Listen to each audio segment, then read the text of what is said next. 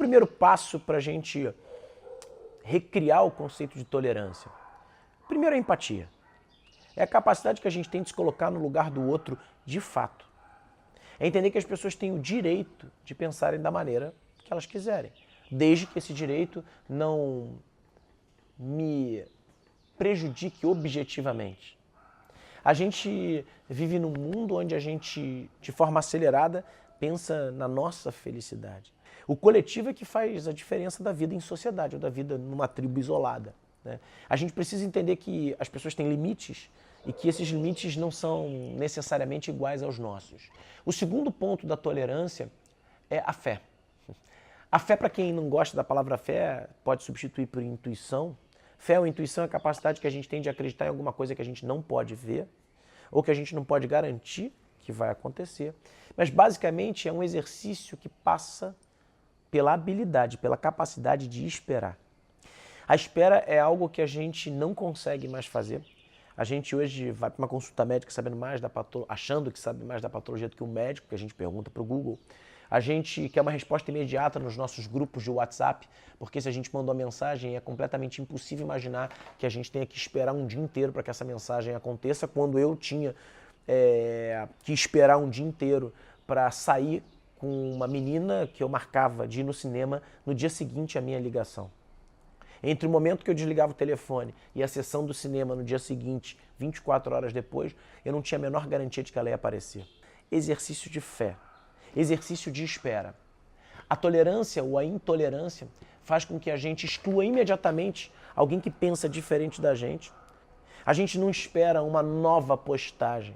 A gente não espera uma nova fala daquela pessoa para entender o contexto, de repente, de um ponto de vista. A gente exclui imediatamente. A gente vai pelo nosso impulso de tirar aquela pessoa que de alguma forma fez com que a gente sentisse um sentimento que não é muito bom, que é a raiva. Finalmente, o último ponto da tolerância é o princípio de quase todas as religiões de aceitar as pessoas como elas são. A gente ainda quer mudar as pessoas para que elas se enquadrem nos nossos padrões. A gente vive num mundo em que a gente aprendeu que se fizéssemos mais caridade e mais filantropia, o mundo seria melhor. Mas disseram pra gente que filantropia e caridade era doar o que a gente tinha de sobra.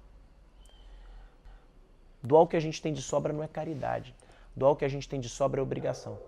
Se eu tenho muito dinheiro, eu nunca doei para ninguém, é como se eu não tivesse dinheiro. Se eu tenho muita sabedoria, eu nunca doei para ninguém, é como se eu não fosse sábio. Caridade é doar o que eu não tenho. E o que faz falta para todos nós no mundo de hoje, na vida de hoje, que todos vocês gostariam de ter mais nas suas vidas, com certeza é o tempo.